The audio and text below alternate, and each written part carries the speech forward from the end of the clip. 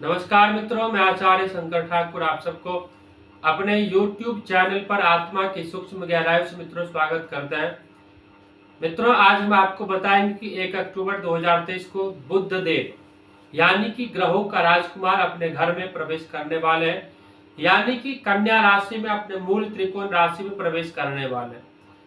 मूल त्रिकोण राशि वो राशि होता है जिसमें ग्रह प्रवेश करते ही सबसे ज्यादा पावरफुल हो जाता है। यदि डिग्री अच्छी हो तो सबसे ज्यादा अच्छा रिजल्ट देने वाला हो जाता है। तो 1 अक्टूबर 2023 को कन्या राशि में बुध देव के प्रवेश करने से एक योग बन रहा है जिसको भद्र योग कहते हैं। यह योग आपके लिए कैसा रहेगा इसके ऊपर आज हम चर्चा करेंगे। मित्रों, उससे पहले कुछ चीज जो स्पष्ट होनी चाहिए आपके जीवन में उस पर चर्चा कर लेते हैं। मित्रों, यदि आपने अब तक हमारे इस YouTube चैनल को सब्सक्राइब नहीं किया या आप इस YouTube चैनल पर पहली बार विजिट कर रहे हैं तो कृपया करके इस YouTube चैनल को सब्सक्राइब करें, लाइक करें तथा बेल आइकन बटन को दबाइए ताकि इसका लाभ आपको प्राप्त हो और आपका और हमारा साथ लंबे समय तक बना रहे। मित्रों, एक और निवेदन यह है कि आप सब इस वीडियो को पूरा देखें, तभी आपको लाभ प्राप्त होगा, अन्यथा कुछ भी समझ में नहीं आएगा। इसी कड़ी में आगे बढ़ते हुए बात करते हैं। ज्योतिष शास्त्र के अनुसार कुंडली में अगर कोई शुभ योग बन रहा है तो इससे व्यक्ति के जीवन में कम परेशानियां आती है। कहते हैं कि हम अपने कर्मों के कारण हमें अपने कर्मों के कारण ही फल मिलता है। वो फल चाहे हमारे सुखी जीवन का हो, चाहे वो हमारे जीवन में मिलने वाले दुख का हो। सुख और दुख दोनों का कारण सुख बुध देव ही होता है। बुध देव के कारण ही हमें हमारा जीवन में आने वाले सभी प्रकार के सुख मिलता है, चाहे वो दुख मिलता है। इसी प्रकार जो लोग अच्छे कर्म करते हैं उनकी कुंडली में शुभ योग बनते हुए देखा जाता है। वही जिन जातकों की कुंडली में भद्र योग बन रहा है वह ऊंचे पद पर काम करते हैं और अपने जीवन में आने वाली अड़चनों और चुनौतियों का सामना करने में सक्षम होते हैं। मित्रों, जब कुंडली में बुध ग्रह अपनी ही राशि यानी कन्या राशि या मिथुन राशि में उपस्थित हो तो इसे स्थिति में भद्र योग का निर्माण होता है। शास्त्रों के अनुसार हम बुध ग्रह की स्थिति को लग्न भाव या चंद्रमा के माध्यम से भी देख सकते हैं। जब बुध पहले भाव में, चौथे, सातवें, 10वें भाव में अपनी ही स्वराशि में स्थित होता है तब भद्र योग का निर्माण होता है। यानी कि जब केंद्र में बुध देव उपस्थित हो और केंद्र में ही कन्या राशि का योग बन रहा हो और बुध देव कन्या राशि मिथुन राशि में हो, स्वराशि में हो तो भद्र योग का निर्माण होता है। भद्र योग व्यक्ति को अपने नाम के अनुसार फल देता है। यह योग बेहद दुर्लभ माना गया है क्योंकि बहुत ही कम लोगों की कुंडली में भद्र योग बनता है। कुंडली में ग्रहों की स्थिति और योग के आधार पर व्यक्ति के स्वभाव और गुणों के बारे में पूरी जानकारी मिल जाती है। अगर व्यक्ति ने किसी खास गुण के साथ जन्म लिया है और उसकी जानकारी भी उसकी जन्म कुंडली से मिल सकती है। जैसे कि हमने आपको बताया कि कुंडली में मजबूत भद्र योग बहुत कम ही बनता है। ऐसे में पूरे तरीके से भद्र योग बनने के मामले में बहुत कम देखा गया है। इसके अच्छे परिणाम भी कम ही मिलते हैं। चूंकि राशि चक्र में 12 राशियां और कुंडली में 12 भाव होते हैं और हर 8वीं कुंडली में 18वीं कुंडली में भद्र योग देखा जा सकता है। इसीलिए इसका रिजल्ट बहुत कम मिलता है।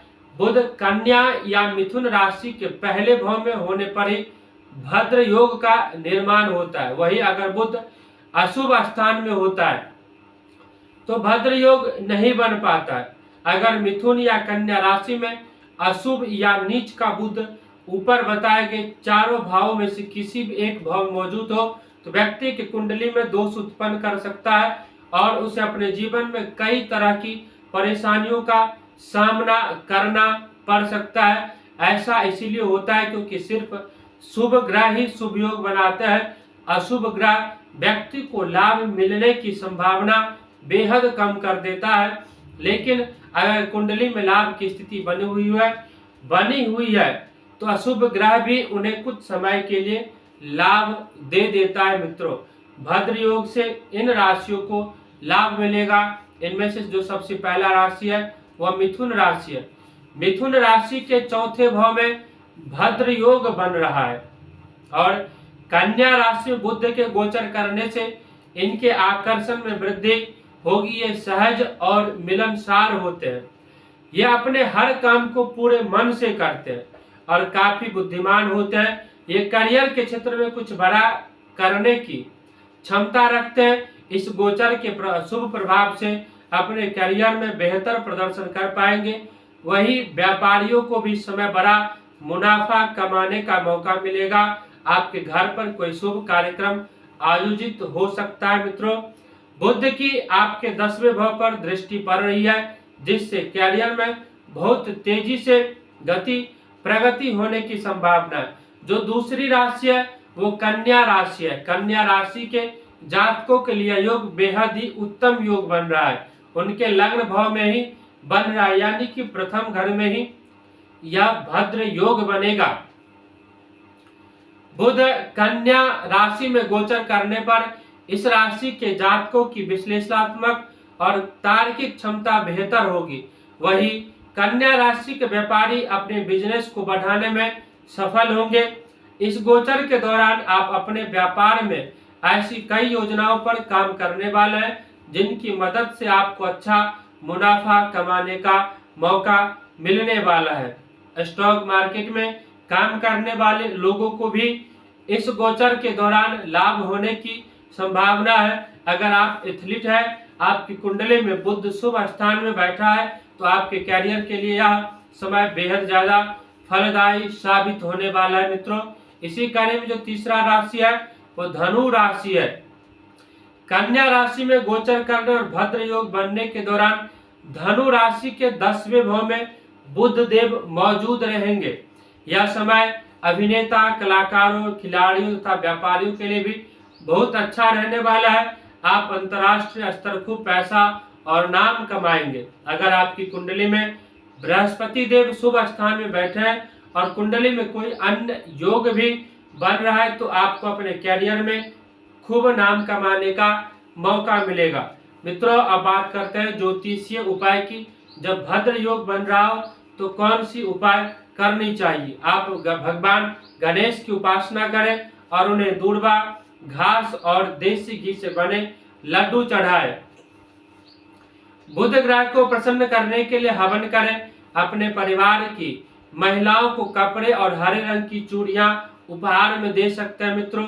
किन्नरों का आशीर्वाद आपको लेना चाहिए। रोज गाय को चारा खिला सकते हैं मित्रों आप।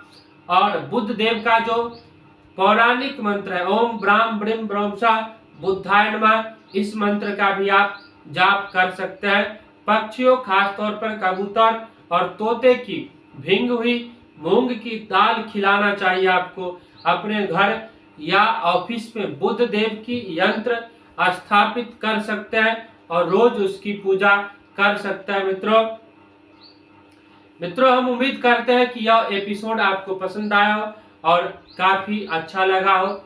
यदि आप अपने जन्म पत्रिका के बारे में डिटेल में विश्लेषण करवाना चाहते हैं या वास्तु विजिट करवाना चाहते हैं, या आप घर बना रहे हैं और आप चाहते हैं कि आपका घर वास्तु के अनुसार बने, तो कृपया हमारे YouTube चैनल को सब्सक्राइब कीजिए, लाइक कीजिए तथा कमेंट कीजिए। आपके मन में जो प्रश्न है आप उस प्रश्न को कमेंट कीजिए ताकि हम आपके प्रश्न का उत्तर दे सके मित्रों।